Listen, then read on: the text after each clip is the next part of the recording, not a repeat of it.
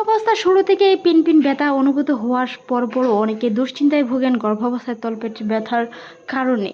গর্ভাবস্থায় তলপেটে ব্যথার বিশেষ কোনো ভয়ের কারণ নেই, তবে গর্ভাবস্থায় তলপেটে ব্যথার প্রধান কারণ হলো জরায়ুর আকার বৃদ্ধি, অর্থাৎ রাউন্ড লিগামেন্ট প্রসারিত হওয়া এবং হরমোনের পরিবর্তনের কারণে এই ব্যথাটি সাধারণত হয়ে থাকে। গর্ভাবস্থার শুরুর দিকে ব্রণ সংস্থাপনের কারণে, এরপরে বাচ্চার ওজন পেশির কারণে এই সমস্যার সম্মুখীন হতে হয়।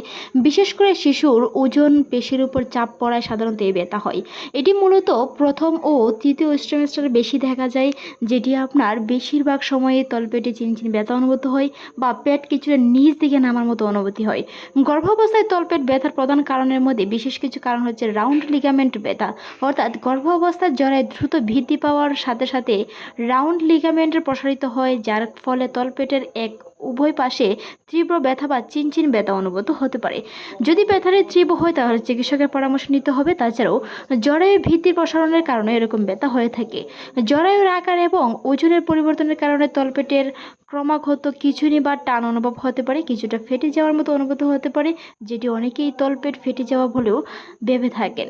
অনেকেই কোষ্ঠকাঠিন্য ভোগেন। কোষ্ঠকাঠিন্য গ্যাস বা গর্ভাবস্থায় হরমোন প্রজেস্টেরনের প্রভাবে হজম প্রক্রিয়া ধীর হয়ে যায়, যার গ্যাস, কোষ্ঠকাঠিন্যতা এবং তলপেটে ব্যথার কারণে এরকম ব্যথাটি অনুভূত হতে পারে। বিশেষ করে অনেকের গ্যাসের সমস্যা, কোষ্ঠকাঠিন্যের সমস্যা থাকলেও এরকম ব্যথা অনুভূত হতে পারে। তবে বিশেষ করে যদি আপনার প্রতিদিনই এরকম ধরনের ব্যথা থাকে, বিভিন্ন সময়ে তীব্র ব্যথা হয়, তাহলে অবশ্যই চিকিৎসকের পরামর্শ নিতে হবে। মনে রাখতে হবে, কোষ্ঠকাঠিন্য এড়াতে গর্ভাবস্থায় অবশ্যই পর্যাপ্ত পরিমাণে পানি এবং তরল খাবার খাওয়ার চেষ্টা করুন। অবস্থার ইমপ্লান্টেশন প্রথম দিকে ব্রণ জরায়ুর দেওয়ালে স্থাপন হওয়ার কথা বা সময় হালকা ব্যথা ও টান অনুভূত হতে পারে। সেই সময় দুশ্চিন্তার কোনো কারণে, শারীরিক পরিশ্রম বা হঠাৎ নড়াচড়ার কারণে এরকমটা হতে পারে। গর্ভাবস্থায় শিশু অতিরিক্ত নড়াচড়ার কারণে তলপেটে কিছুটা ব্যথা অনুভূত হতে পারে। হঠাৎ উঠে দাঁড়ালেও এরকম ব্যথা অনুভূত হতে পারে। কাশি বা হাঁচি ধীরে লিগামেন্ট চাপ লেগে ব্যথাও বাড়তে পারে। এতে নিয়ে দুশ্চিন্তার কোনো কারণ নেই, সেটি গর্ভাবস্থার প্রায় শেষের দিকে এরকম হয়। তবে তার সাথে সাথে যদি আপনার যে কোনো ধরনের স্রাব বা ব্লিডিং হয়, বিভিন্ন ধরনের সমস্যা হয়, পর্যাপ্ত পরিমাণে ব্যথা অনুভূত হয়, তাহলে অবশ্যই দ্রুত করে চিকিৎসকের পরামর্শ নিতে হবে।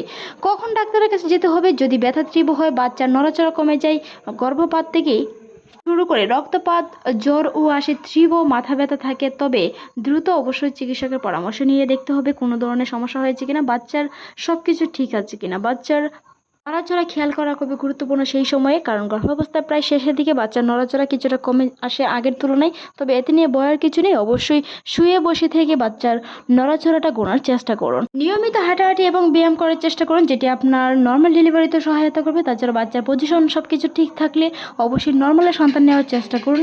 তা নিয়ে আমাদের চ্যানেলে অসংখ্য ভিডিও আছে, চাইলে ভিজিট করে আসতে পারেন। এরকম অসংখ্য ভিডিও পেতে আমাদের চ্যানেলে অবশ্যই সাবস্ক্রাইব করে রাখুন।